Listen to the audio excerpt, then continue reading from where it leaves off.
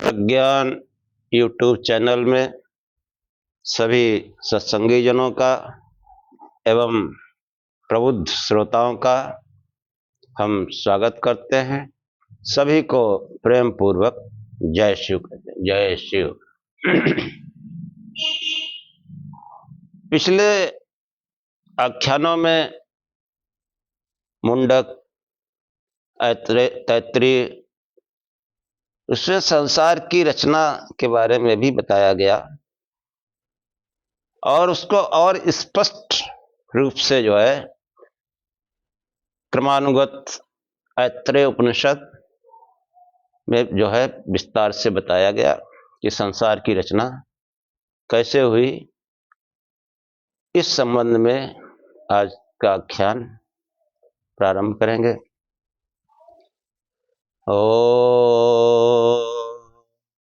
असतो मा सद्गमय तमसो मा ज्योतिर्गमय मृत्योर्मामृतम गमय। हे परम गुरु परमात्मा, आपकी दया से हम असत्य से सत्य की ओर चले, अंधकार से प्रकाश की ओर चले तथा मृत्यु से अमरता की ओर चले। ऐत्रेय उपनिषद जैसा कि बताया सृष्टि की रचना से संबंधित है कि जब इस सृष्टि की रचना नहीं हुई थी तो पहल इकला आत्मा ही था। आत्मा, हाँ, कोई दूसरी चीज झपकती तक न थी। आत्मा ने ईक्षण किया, सब कुछ बारीकी से विचार ही विचार में देख लिया कि लोकों का अर्थात नाना रूप सृष्टि का किस किस रूप में सृजन करूं। आत्मा वा इदमेक एवाग्र आसीन्नान्य किंचिन विशत यईषत लोकानुसृजा इति। कि देखो, पहले भी हम बता चुके हैं और फिर इस बात को आप गांठ में बांध लें। अगर आध्यात्मिक प्रश्नों के उत्तर चाहिए तो इस पिंड में ही चिंतन करना होगा। वो आत्म तत्व, परम तत्व सब कुछ इस पिंड में ही तो है, इस मनुष्य देह में। तो समस्त आध्यात्मिक प्रश्न, समस्त ज्ञान वो भी इस पिंड में ही है। उसे योग के द्वारा उभारा जाता है, प्रकाशित किया जाता है, विकसित किया जाता है और ज्ञान प्रकाशित होते होते वो ब्रह्म भी तो ज्ञान है। इसीलिए ब्रह्म ज्ञान आत्मज्ञान कहते हैं। तो जैसे मनुष्य अकेला रहना पसंद नहीं करता, आपको बताया था कि कहीं भी अकेला हो तो भगवान से मनाता है कोई आ जाए, कोई आ जाए जिससे हम कुछ बातें करें। कोई आ जाए, हम खुद ही उसको खिलाए पिलाएंगे और भगत करेंगे, लेकिन आ जाए, कोई आ जाए, अकेला नहीं रहना चाहता। ऐसे ही पहल इकला आत्मा ही था। जब सृष्टि की रचना नहीं हुई थी तो इकला आत्मा ही था, कोई सत्ता झपकती तक न थी। पिछले प्रश्नों में आया कि मैं 1 से 2 हो जाऊं। उसने तप किया, नाना प्रकार से समझाया गया। तो उसने, आत्मा ने ईक्षण किया। ईक्षण मतलब बहुत बारीकी से विचार ही विचार में सब देख लिया कि मैं कैसे लोकों का अर्थात नाना रूप सृष्टि का किस किस रूप में सृजन करूं। अब देखो, अध्यात्म में ही रहो। जैसे मनुष्य थोड़ी देर के लिए कोई मकान बनाना चाहता है, उसके मन में विचार आया तो क्या करता है? सबसे पहले तो वो कोई प्लाट ढूंढता है। अब प्लाट ढूंढेगा तो वो कोई ऐसी जगह ढूंढेगा जो सुटेबल हो, सुरक्षित हो, अच्छी लोकेशन में हो। यही सब चीजें तो ढूंढता है। कि चांजा बना लेगा। तो ईक्षण करने के बाद उसने जो है लोकों का सृजन किया। यही जो जैसे हम लोग कोई आवास बनाते हैं तो लोक, किस मोहल्ले में किस शहर में लोक है, हमारा छोटा लोक है। उस ब्रह्म का जो है, उस परमात्मा का पूरा ब्रह्मांड ही लोक है। ब्रह्मांड से इतर भी है, वो भी उसी का लोक है। तो उसने जो है 4 लोकों को रचा। सैमान लोकान सृजत अंभो मरीच मापो अदोम्बा परेण दिवम दो प्रतिष्ठा अंतरिक्षम मरीचय पृथ्वी मरोया अधस्ताता आपः। कीक्षण करने के बाद उसने इन लोकों का सृजन कर दिया। मतलब उसने 4 लोक बनाए, अंभस, मरीचि और मर तथा आपस। अंबस, मरीचि, मर और आपस। द्विलोक से परे, जो द्विलोक की हम कल्पना करते हैं, भू अंतरिक्ष देव भू भुआशा, तो द्विलोक से परे और द्विलोक तक जो लोक हैं वह अंबस लोक है, और उसके नीचे अंतरिक्ष में जो सूर्य चंद्र नक्षत्र आदि प्रकाश युक्त लोक हैं। हाँ, मरीचि, मरीचि मतलब प्रकाश, जगमगाहट। मरीचि मतलब जगमगाहट, जगमगाहट वाला लोक है, उसे जो है मरीचि लोक कहते हैं।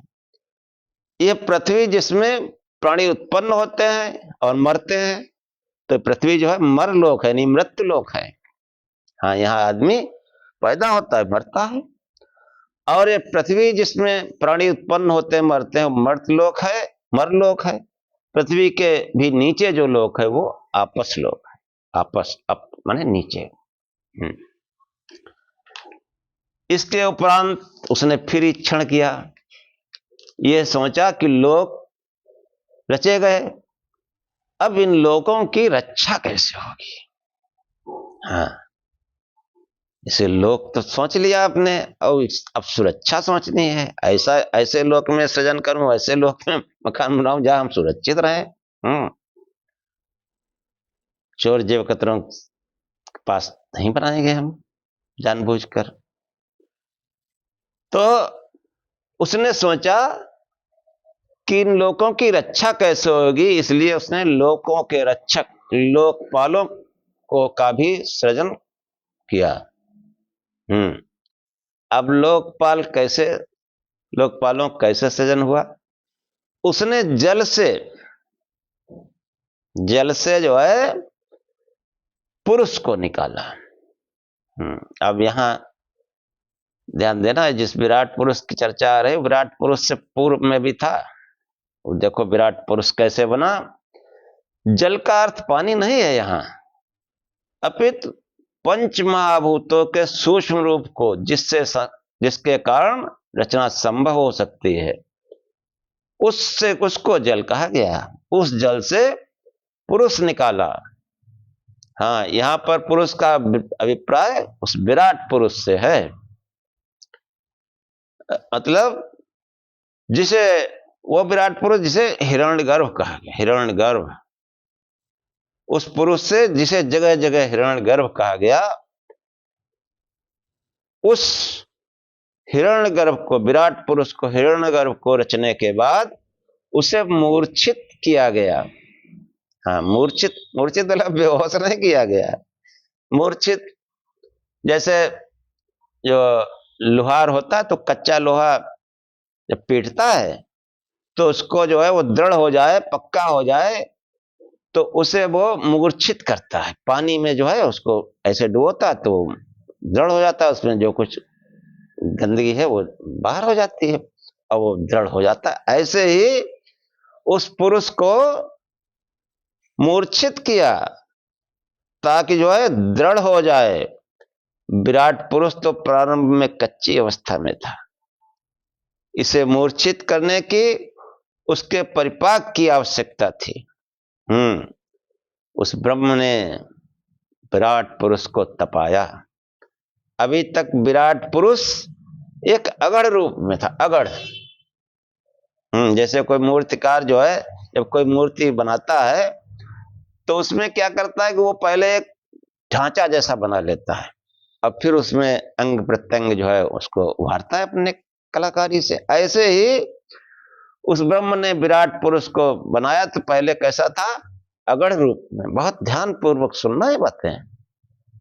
अगड़ रूप में था, मतलब अभी तक विराट पुरुष एक अगड़ रूप में था। पुरुषाकार तो था, परंतु उसके मुख, नाक, आंख, कान आदि द्वार खुले नहीं थे, बंद थे। जैसे बहुत से पशुओं के बच्चे होते हैं तो पहले उनकी आंखें बंद होती हैं। सुअर देख लो, कुत्ता देख लो, इनके सबके बच्चे होते हैं, आंखों सब बंद होता है पहले। तो जब तपाया गया उसको, देखो प्राकृतिक रूप में बच्चे जब आते हैं संसार में तो एकदम बहुत नाजुक, बहुत कोमल होते हैं, और फिर संसार में जब उनको हवा लगती संसार की तो दृढ़ होते जाते हैं। ऐसे ही उस विराट पुरुष को तपाया गया, और तपाने से उसका मुख खुल गया। जैसे अंडा खुल जाता है, अंडा खुल जाता है, अंडा को थोड़ा जब बच्चा उसमें निकलता है तो अंडा खुल जाता है अपने आप। तो विराट पुरुष के मुख से जो है वो वाक शक्ति प्रकट हुई, वाक शक्ति। और उस वाक पुरुष की वाक शक्ति से वाणी का देवता अग्नि प्रकट हुआ। वाणी का देवता अग्नि प्रकट हुआ। नासिकाएं खुल गईं, नासिकाओं से प्राण शक्ति उत्पन्न हुई। नासिका से ही तो प्राण चलता है, सांस लेता है।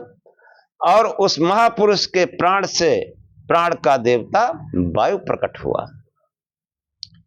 आंखों के गोलक खुल गए, उनसे चक्षु शक्ति प्रकट हुई, और चक्षु से चक्षु का देवता आदित्य प्रकट हुआ। आदित्य, कई बार बता चुके हैं, ये आदित्य जो सूरज है इसी से हमारी आंख बनी है। चक्षु का देवता आदित्य प्रकट हुआ। कान खुल गए, कानों से स्रोत शक्ति प्रकट हुई, और स्रोत से स्रोत की देवता दिशाएं प्रकट हुई। दिशाओं में ही सुनाई पड़ता है किस दिशा से आवाज आ रही है। दिशा स्रोते वाग विवृत्ताश्च वेदा, जो वर्णन आया पिछले मुंडक उपनिषद में, दिशा स्रोते वाग विवृत्ताश्च वेदा। तो उसके बाद में क्या हुआ? त्वचा खुल गई, त्वचा से लोम प्रकट हुए।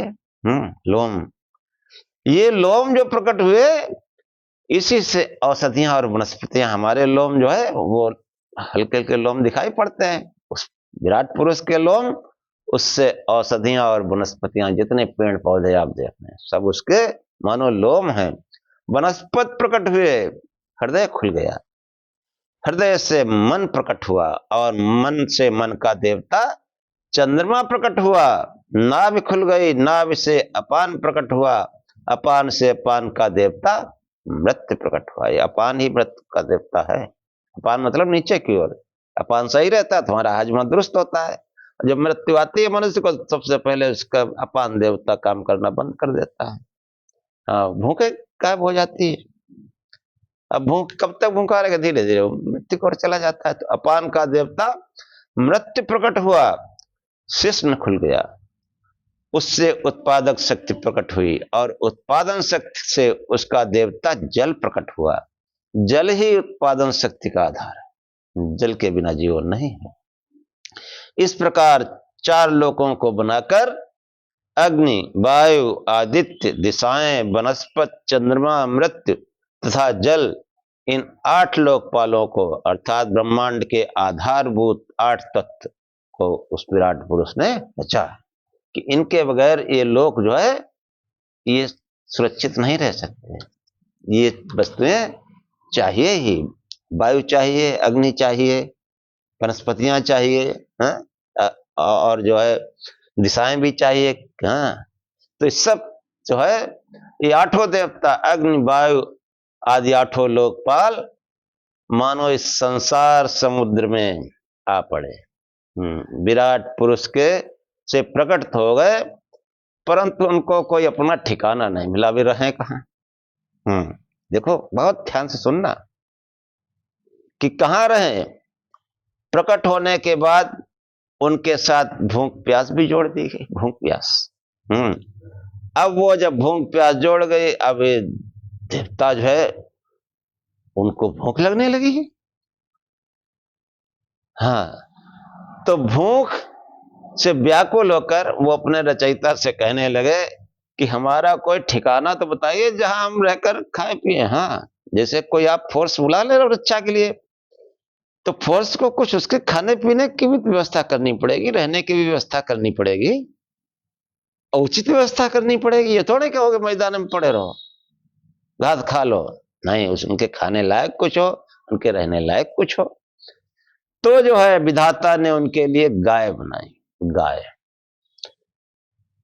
गाय बनाई और देवता से कहा इसमें एक ठिकाना कर लो। तो देवताओं ने कहा यह ठिकाना हमारे लिए काफी नहीं, ना, नकार दिया। फिर घोड़े को बना के लाए कि देखो इसमें यह कैसा रहेगा। उन्होंने कहा यह भी हमारे लिए पर्याप्त नहीं, यह भी ठीक नहीं। फिर वह उनके लिए पुरुष रच कर लाया। पुरुष मतलब ये मनुष्य, 6 फुट वाला मनुष्य की रचना की। वे बोले ओहो आहा, बड़ा खुश हो गए देवता। अरे ये बहुत अच्छा है निसंदेह। इसीलिए निसंदेह पुरुष विधाता की ये सुंदर कृति है, सुकृत है। ये मनुष्य जीवन ये सुकृत है, सर्वोत्तम कृति है। ये हमको हमेशा ध्यान रखना चाहिए। और विधाता ने उन्हें कहा कि जिस जिसका जो ठिकाना हो अपने यथाचित उसमें प्रविष्ट हो जाओ। पहले के आख्यानों को आप ध्यान करो कि वो जो है कि समस्त देवता इस पिंड में या विराजे हैं। तस्मात् विद्यान पुरुषा इदम ब्रह्मेति मन्यते सर्वा यस्मिन् देवता गावो गोष्ठी वास्ते। कि सभी देवता इस शरीर में जैसे गायें गौशाला में यथास्थान बैठी रहती हैं, ऐसे ही जो है वो यथास्थान बैठे। ये वेदों से ही जो है हमारे प्राचीन ऋषियों ने उत्कृष्ट ज्ञान उपनिषदों के रूप में लाए। और कर्म कांड के लिए जो है वो ब्राह्मण ग्रंथों की रचना की, उसमें भी अध्यात्म की बातें हैं, ईश्वर की बातें हैं, और ये जो है शुद्ध ज्ञान है। तो वो जो है प्रसन्न हो गए। और जब विधाता ने कहा ठीक है इसी में अपना अपना ठिकाना कर लो, तो अग्नि जो है बाणी होकर मुख में प्रविष्ट हो गई। वायु प्राण होकर नासिकाओं में प्रविष्ट हो गया। आदित्य चक्षु होकर आंखों में प्रविष्ट हो गया। दिशाएं स्रोत बन होकर कानों में जा घुसी। औषध तथा वनस्पति लोम होकर त्वचा में जा घुसे। चंद्रमा मन भरकर हृदय में प्रविष्ट हो गया। मृत्यु अपान होकर नाभि में प्रविष्ट हो गया। जल वीर्य होकर जनन प्रदेश में प्रविष्ट हो। देखो कैसे विराट पुरुष बना। और फिर ये जो 6 फुट वाला मनुष्य ये बना। अब विधाता की जो है उस विधाता को भूख प्यास ने कहा कि हमें आपने उत्पन्न तो कर दिया, हमारा भी तो कोई ठिकाना बनाओ कि हमारी भूख प्यास कैसे तृप्त होगी। तो विधाता ने कहा इन देवताओं के ही साथ तुम्हें जोड़ देता, इन्हीं का तुम्हें भागीदार बना देता। इसलिए जिस किसी देवता को हवि दी जाती है उसमें भूख प्यास भी भागीदार होते हैं। हाँ, भूख प्यास तभी तो तृप्ति होती है। देवताओं को हवि देने से तृप्ति होती है। अग्नि कोई हवि द्वारा अग्नि प्रज्वलित होती, फिर उसमें हवि डालो, समिधा या जो कुछ हवन सामग्री डालो, तभी वो अग्नि तृप्त होती है। अग्नि की हवि द्वारा, वायु की ओस जन द्वारा, ओस पड़ती है वायु बिल्कुल देखो कैसा निर्मल हो जाती है। और आदित्य की रस द्वारा, आदित्य जो सूरज जो है वो रस लेता रहता है, रस से तृप्त होता है। दिशाओं की सीमा द्वारा, दिशा की एक गति है, सीमा जहां मिलेगी वहीं तृप्त होगी। और औषधि की खाद द्वारा, औषधि को खाद चाहिए, पोषक तत्व चाहिए, न्यूट्रिएंट चाहिए, खादें पहले भी लगती थी आज भी। हाँ, चाहे वो ऑर्गेनिक हो इनऑर्गेनिक हो। हाँ, ऑर्गेनिक खादें हमारे प्राचीन भारत में परंपरा में चली है कंपोस्ट वगैरह, हरी खाद। अब इनऑर्गेनिक प्रयोगशाला में बनने लगी। हाँ, यूरिया, डीएपी, पोटाश सब। तो ये जो है चंद्रमा की सूर्य के प्रकाश के द्वारा, मृत्यु की अपचय के द्वारा, जल की वाष्प के द्वारा भूख शांत होती है। कि विधाता ने, इसको थोड़ा एक साथ समझने की कोशिश करिए कि विधाता ने पहल पुरुषाकार विराट पुरुष को रचा। वह अगड़ था, ऐसा जैसे कोई शिल्पी प्रतिमा बनाने के पूर्व उसका अगड़ रूप बना लेता है। इस अगड़ विराट पुरुष के मुख से अग्नि, नासिका से प्राण, आंख से आदित्य का निर्माण हुआ। इसके अनंतर उस विराट पुरुष से की रचना के अनंतर 6 फुट वाले पुरुष का विराट पुरुष की प्रतिकृति के रूप में निर्माण हुआ। ये जो मनुष्य है, ये उस विराट पुरुष की प्रतिकृति है, उसका सैंपल है। सैंपल कि जो कुछ इस ब्रह्मांड में, सब इस पिंड में है, इस ब्रह्मांड का ये सैंपल है। तो ये 6 फुट वाले पुरुष का विराट पुरुष की प्रतिकृति के रूप में निर्माण हुआ। विराट पुरुष के तो मुख से अग्नि प्रकट हुई थी, परंतु इस पुरुष का मुख विराट पुरुष की उस अग्नि से बना। विराट पुरुष की नासिका से प्राण उत्पन्न हुआ था, परंतु इस पुरुष की नासिका विराट पुरुष के उस प्राण से बनी। विराट पुरुष की आंख से सूर्य प्रकट हुआ था, परंतु इस पुरुष की आंख विराट पुरुष की उस आदित्य से बनी। इस संपूर्ण उपाख्यान का अभिप्राय मालूम क्या है? हाँ, कि जो अनुपात हमारी आंख का सूर्य से है, ये सूर्य आप देखते हैं और इसकी कल्पना भी करते हैं, वैज्ञानिक भी बताते हैं क्या आकार है सूर्य का। तो वो जो है, जो अनुपात हमारी आंख का सूर्य से है, वही अनुपात सूर्य का उस विराट पुरुष की आंख से, उस विराट पुरुष की आप कल्पना नहीं कर सकते, कल्पना से परे। कि हमारी आंख और सूर्य, उस विराट पुरुष की आंख मतलब सूर्य से जो अनुपात है, विराट पुरुष की आंख नहीं, उसकी आंख से सूर्य बना है।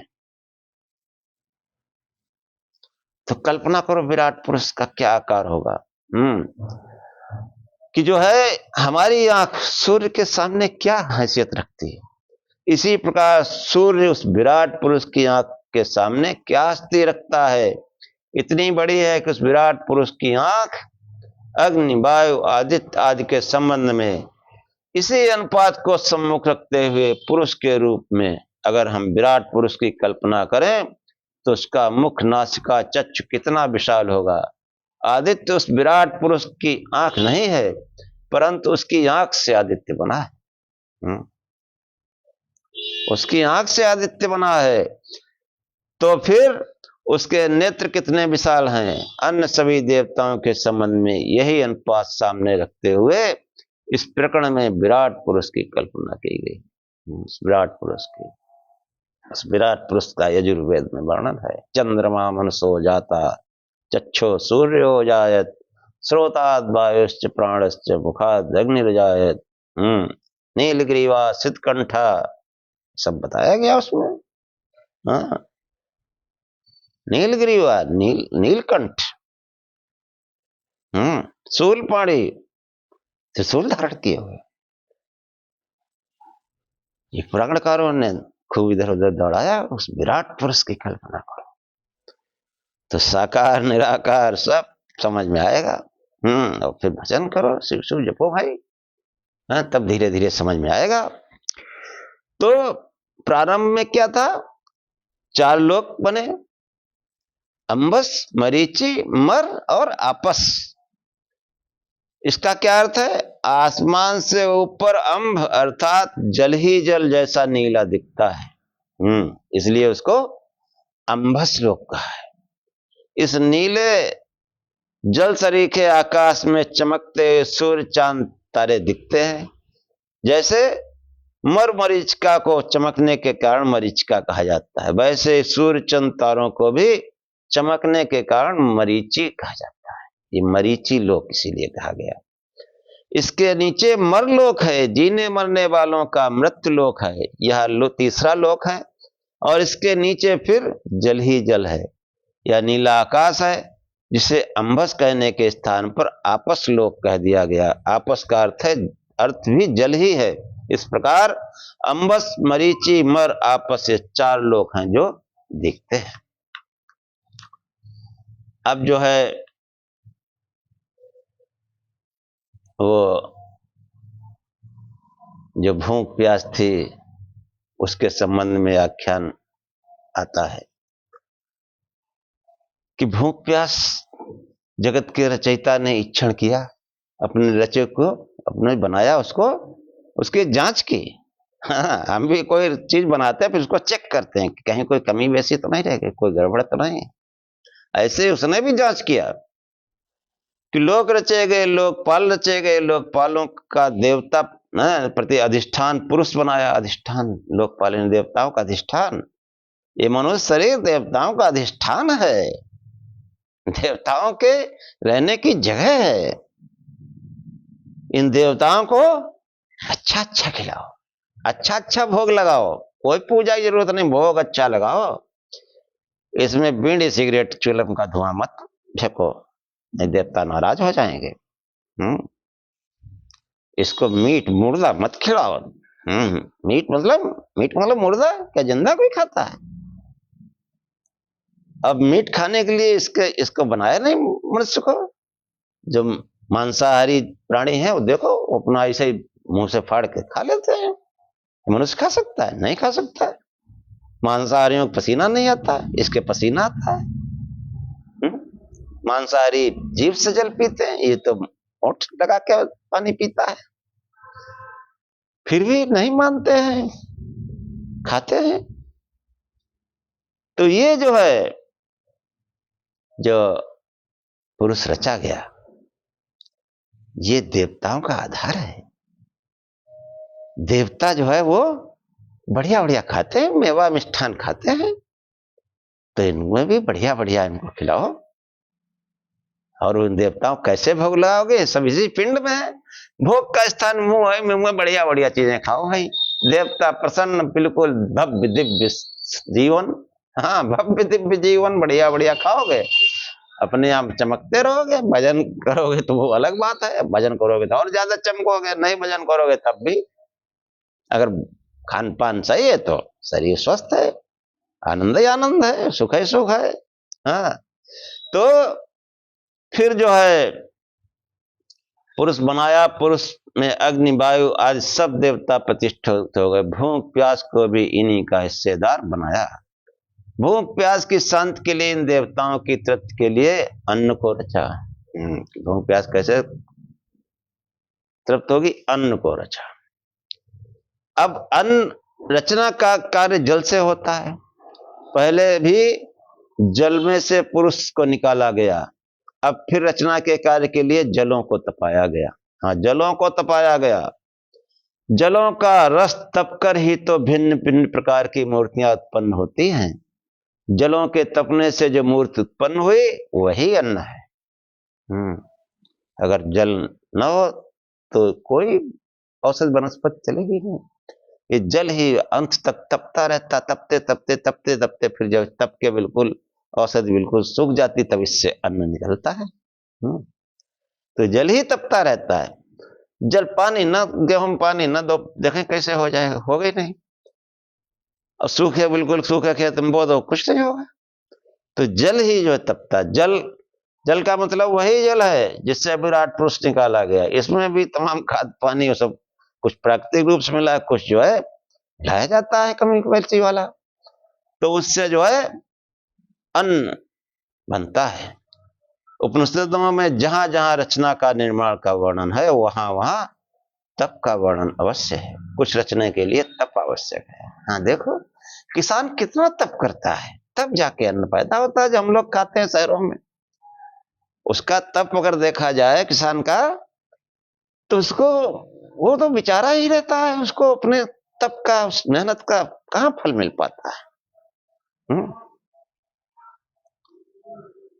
तो बहुत तप करके वो जो है गेहूं, जो नाना प्रकार के अन्न हम जो कुछ खाते हैं, बहुत तप करके बनता है। तो वो जो जहां जहां भी रचना का, निर्माण का वर्णन है, तप। हम मकान बनाओ, कितना मेहनत करनी पड़ती है, मनुष्य करता है, चाहे वो लेबर मिस्त्री हो या स्वयं करो, तब करना पड़ेगा। बहुत कठिन परिश्रम करने से निर्माण होता है। तो अन्न जो है जब बना, तो अन्न जब पैदा हुआ, तो वो जो है भाई कौन चाहता है कि हमको कोई खा जाए, तो वो देवों से दूर भागा, जैसे हमको खा जाएंगे सब। तो वो देवों से दूर भागा। उस समय देवों ने अन्न को बाड़ी से पकड़ना चाहा। बाड़ी बोल रहे, उसने कहा पकड़ ले अन्न को, तो परंतु बाड़ी उसे पकड़ न सकी। अगर बाड़ी उसे पकड़ लेती तो बाणी द्वारा अन्न कह देने मात्र से ही भूख प्यास शांत हो जाती।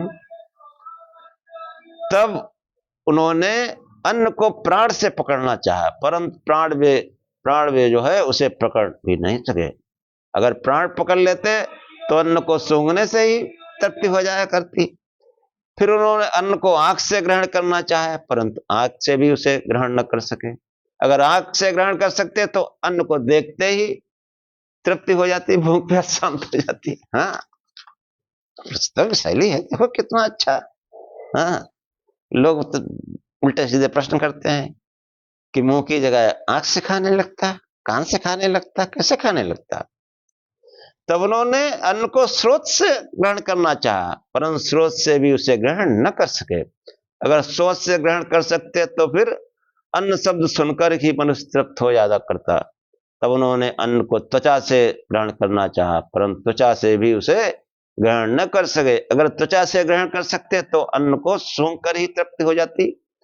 उन्होंने अन्न को मन से ग्रहण करना चाहा, परंतु मन से भी उसे ग्रहण न कर सके।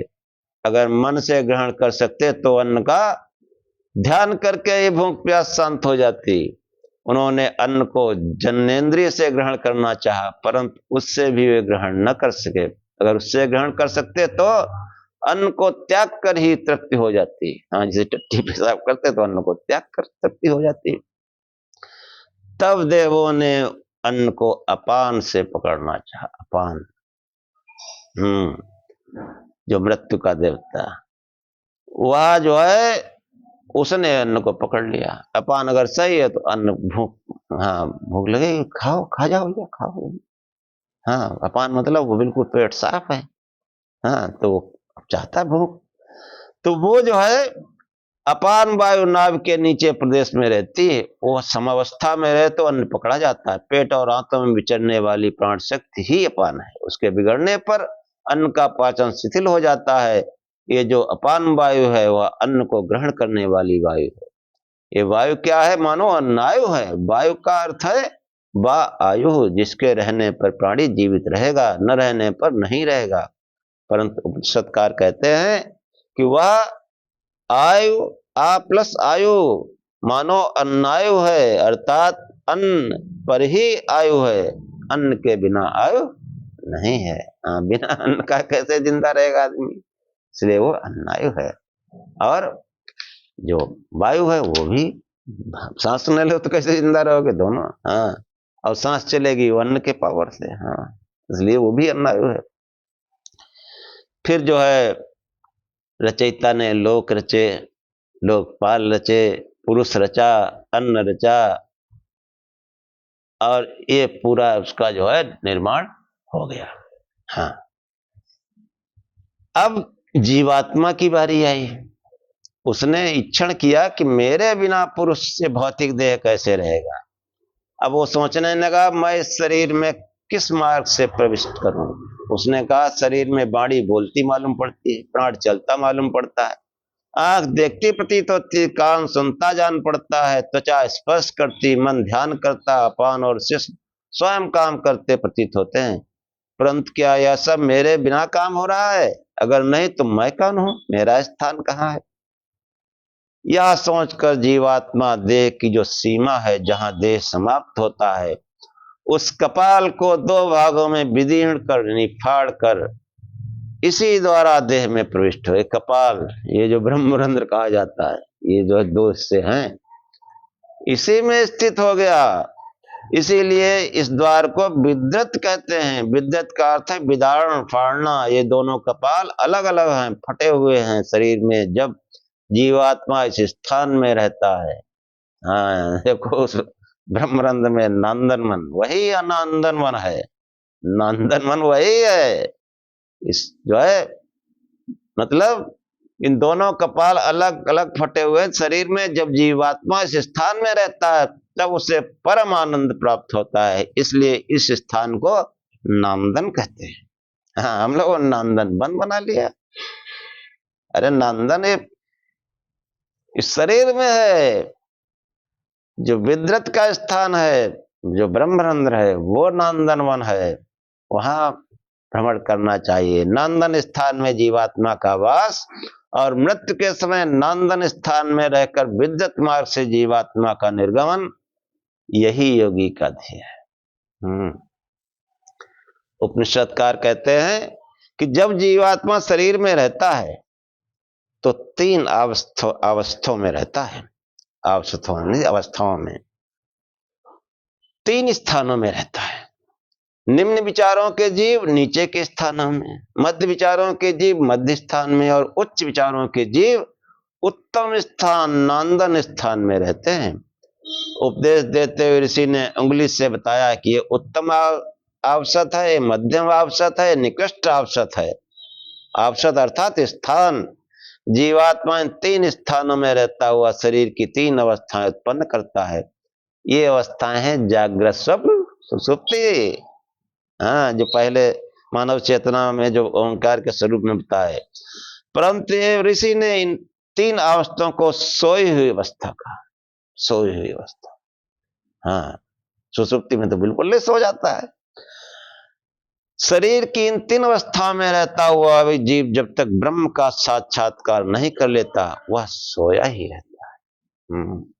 सोया ही रहता है। देखो अपने क्या जीवात्मा जब सोई हुई अवस्था को छोड़ता है तो सब भूतों को देखता है तो सोचता है कि मैं दूसरे किससे बात करूं। सब जगह विराट पुरुष, सब जगह ब्रह्म ही ब्रह्म तो विस्तार पा रहा है।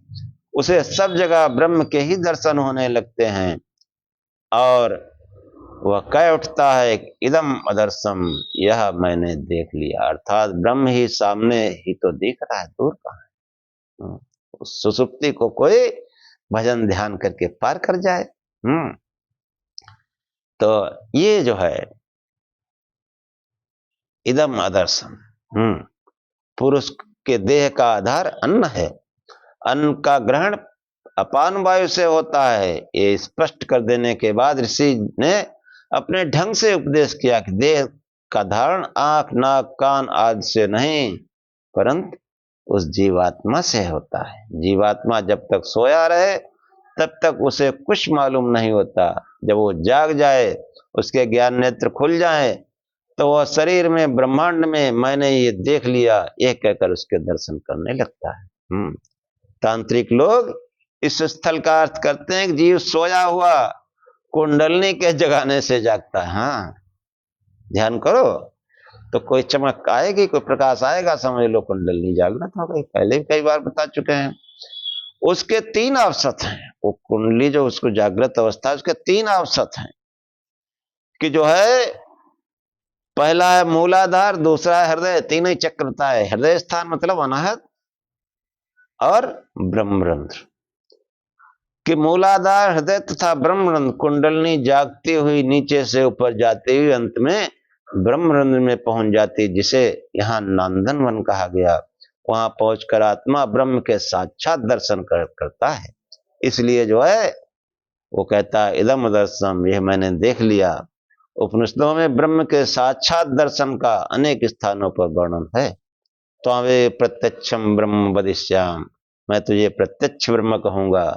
हाँ तो ये जो है इस प्रकार से जो है इस सृष्टि की रचना और उस आत्मा परमात्मा विराट पुरुष के स्वरूप का वर्णन किया गया। और इसी के साथ इस आख्यान को समाप्त करते हैं। ओम सहनाववत् सहनौ भुनक् सह वीर्यं करवावहे तेजस्विनावधीतमस्तु मा विद्विषावहे। ओम शांति शांति शांति।